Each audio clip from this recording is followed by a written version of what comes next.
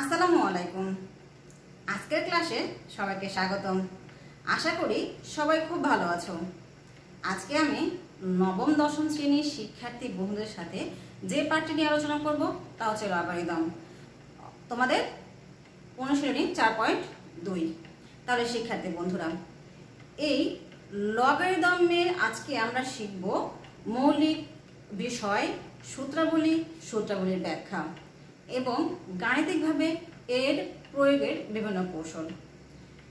শিক্ষার্থী বন্ধুরা, তোমরা এই ক্লাসটি শুরু থেকে শেষ পর্যন্ত দেখবে। তোমরা অবশ্যই জানো, সূত্রগুলো যদি আমরা উৎস থেকে শিখি তাহলে কি কোনো সূত্রেরই সমস্যা নাই, আমরা খুব সহজে পারবো। তোমরা একটু লক্ষ্য করে দেখো বোর্ডে, আমি এই অধ্যায়ে অঙ্কগুলো করতে যে সূত্রগুলো রয়েছে তা লিখে রেখেছি তোমাদের বোঝার সুবিধার্থে। আমি প্রত্যেকটা সূত্র একটি একটি করে ব্যাখ্যা করে দেব। তাহলে শিক্ষার্থী বন্ধুরা, আমরা প্রথমে জেনে নেই সূচক এবং লগারিদম কি। সূচকীয় রাশির মান বের করতে লগারিদম ব্যবহার করা হয়। লগারিদমের সংক্ষিপ্ত রূপকে লগ বলা হয়। বড় বড় সংখ্যা, গুণ, ভাগ এগুলো সহজভাবে করার জন্যই আমরা লগারিদম ব্যবহার করে থাকি। লগারিদম এবং সূচকের মধ্যে যে সম্পর্কটি রয়েছে তা তোমাদের বুঝিয়ে দেব। এখন আমরা সূত্রগুলো একটু লক্ষ্য করি। এখানে যে আমরা দেখতে পাচ্ছি যে এখানে সূত্র 1 নাম্বার, লগ এ ভিত্তি a ইকুয়াল 1, 2 লগ এ ভিত্তি 1 ইকুয়াল 0, লগ এ ভিত্তি m into n equal log a ভিত্তি m প্লাস লগ এ ভিত্তি n। এইখানে যে প্রথম দুটো সূত্র এটাকে 0 বা 1 লগ বলা হয়, ঠিক আছে? আচ্ছা, 0 বা 1 লগ। এরপরে এটাকে বলা হয়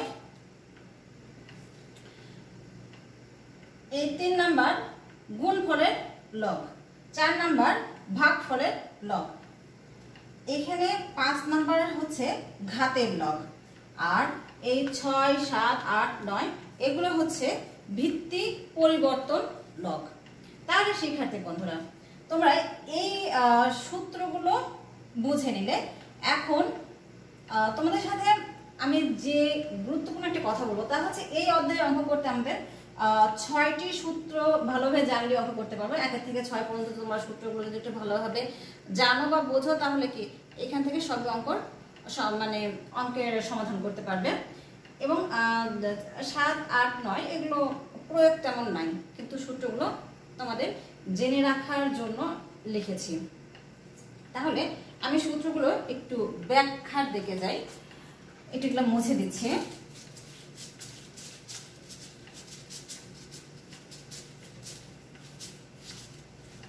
এখানে আমরা সূচকের আর লগারিদমের যে সম্পর্কটি তা একটু তোমাদের বুঝিয়ে দিচ্ছে। একটু লক্ষ্য করে দেখো, আমরা সূচকের বেলায় যদি কোনো সংখ্যার উপরে পাওয়ার 3 দিলাম, আমাদের সমান কত হবে? 8 হবে। এই ক্ষেত্রে এটাকে কি বলা হচ্ছে? ভিত্তি, তাই না? আর এটাকে বলা হচ্ছে শক্তি বা পাওয়ার বা ঘাত। শক্তি, পাওয়ার, ঘাত অথবা সূচক, তাই না? আমরা সূচকও আমরা বলি।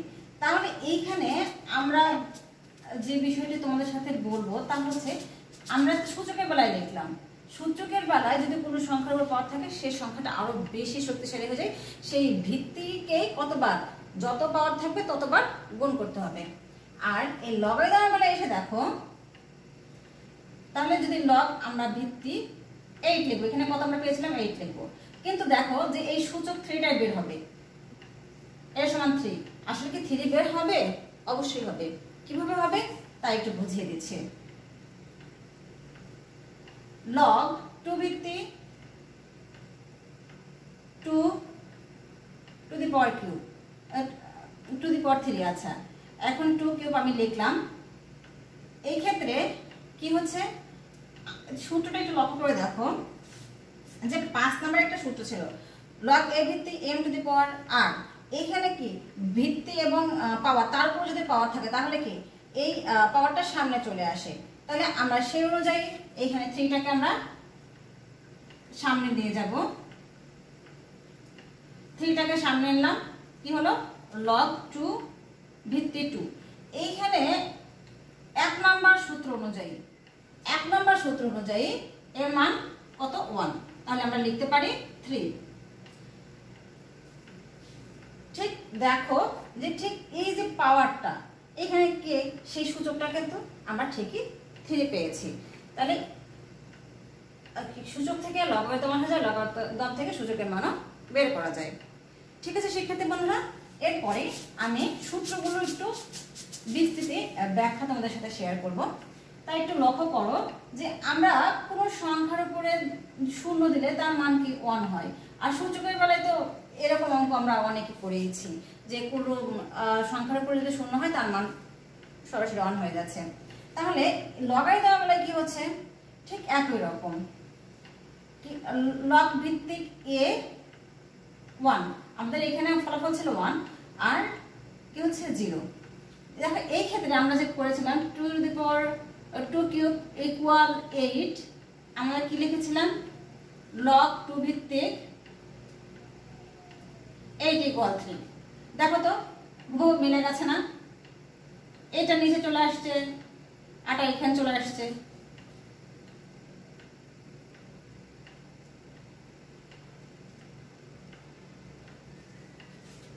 ঠিক একই ভাবে আমরা এভাবে লিখতে পেরেছি। এটা কিন্তু 2 এর তোমার প্রুফ গেল। এখন 3 এর প্রুফটা চলে এসো, সরি 1 এর প্রুফটা, একটু 1 এর প্রুফটা এখন যদি আলোচনা করি। 1 এর প্রুফটা হচ্ছে এর পাওয়ার কত 1 ইকুয়াল a। আমরা যদি লগারিদমে লিখতে যাই কি হবে, log ভিত্তিক a, এখানে কত আছে a ইকুয়াল 1। দেখো হয়ে গেল, আমার 1 এর প্রুফটা হয়ে গেল। এরপর আমরা যদি 3 এর প্রমাণ করতে আসি, সেটা একটু বুঝিয়ে দিই। 3 এ কি রয়েছে, 3 এ রয়েছে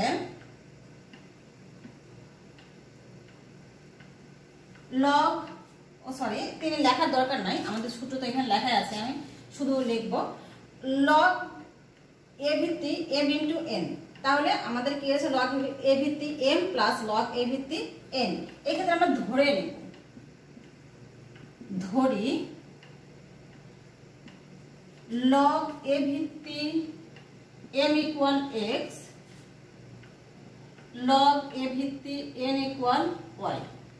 অতএব তাহলে m কি হবে m to the power ax, আর n যদি হয় তাহলে কি a to the power y।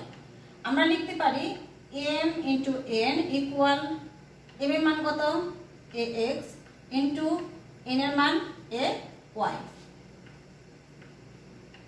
m n equal কত হবে, এখানে কি পাওয়ার, এইখানে বেস কি মিল আছে, তাই আমি শুধু a নেব, আর পাওয়ার কত x প্লাস y। তাহলে এখানে বুদ্ধার কারণে পাওয়ারগুলো যোগ হয়ে গেল সূত্র অনুযায়ী। এখন উভয় পক্ষে আমরা log a ভিত্তি নিব। তাহলে log a ভিত্তি যদি আমরা নেই, log a ভিত্তি যদি mn মানে গুণ করে দেব, mn উভয় পক্ষে যদি log a ভিত্তি গুণ করে দেই, log a ভিত্তি কত a to the power x plus y। তাহলে আমাদের ফলাফল কি আসে, ফলাফল আসে mn ইকুয়াল, এর মান তো কত হয় 1 হয়েই যাবে 1 নাম্বার সূত্র অনুযায়ী, তাহলে কি x প্লাস y, তাই না। এখন যদি লক্ষ্য করে দেখো তাহলে সরি এখানে তো log a হবে, log a, সরি মিস। তাহলে এটা কিন্তু আমাদের চলে আসছে অলরেডি, আমাদের কিন্তু 3 এর এইটুকু চলে আসছে, আমাদের শুধু এখন এইটুকু প্রমাণ দরকার। তাহলে প্রমাণটা কি হবে, এখন m plus sorry x plus y এর মানটা যদি আমরা বসিয়ে দেই, x এর মান কত আছে, x এর মান log a ভিত্তি m প্লাস log a ভিত্তি n। তাহলে আমরা কিন্তু ঠিকই 3 নাম্বারটা প্রমাণ করতে পেরেছি। এরপরে আমরা কি 4 নাম্বারটা প্রমাণ করব, একটু লক্ষ্য করে দেখো 4 নাম্বারটা আমরা কিভাবে প্রমাণ করব। 4 নম্বরে কি রয়েছে, ধরি বরাবরের মতোই লগ এ ভিত্তি এম এক্স লগ এ ভিত্তি এন সমান ওয়াই, অতএব এম সমান এ এক্স আর এন সমান এ ওয়াই। তাহলে আমরা লিখব এম ভাগ এম। এই ক্ষেত্রে কি হবে, এম এর মান a to the power x, n এর মান a to the power y। m n এই ক্ষেত্রে কি বেস বেস মিল থাকায় ভাগ থাকার কারণে x মাইনাস y মাইনাস হয়ে গেল। উভয় পক্ষে আমরা log a ভিত্তি যদি গুণ করি তাহলে m ভাগ n ইকুয়াল log a ভিত্তি a x মাইনাস y। এখন কি হবে, এখন এইটা আমাদের বাদ যাবে, তাহলে কি হচ্ছে log a ভিত্তি m ভাগ n ইকুয়াল কত, x মাইনাস y। তাহলে ফলাফল কি আসে দেখো, আমাদের এটুকু 4 নম্বরে প্রমাণ হয়ে গেছে। এখন আমাদের শুধু বাম পক্ষ হয়ে গেছে, ডান পক্ষটাই প্রমাণ করতে হবে।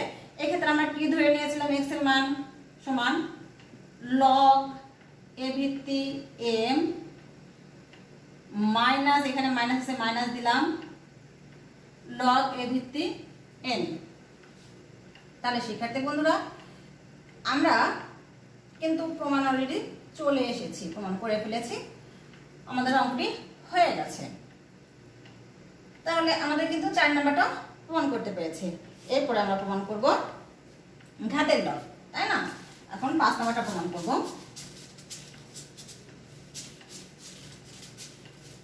পাঁচ নম্বরটা কি রয়েছে,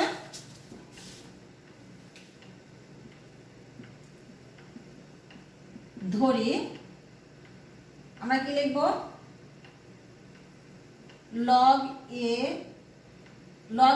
a ভিত্তি m ইকুয়াল x, অতএব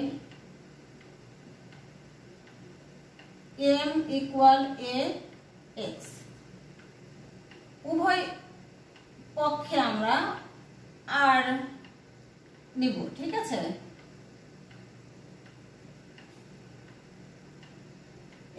ax আর এই ক্ষেত্রে কি হচ্ছে, m to the power r equal a to the power x R.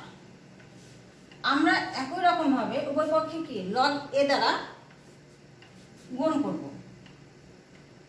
log a দ্বারা যদি গুণ করি তাহলে কি হচ্ছে, r ইকুয়াল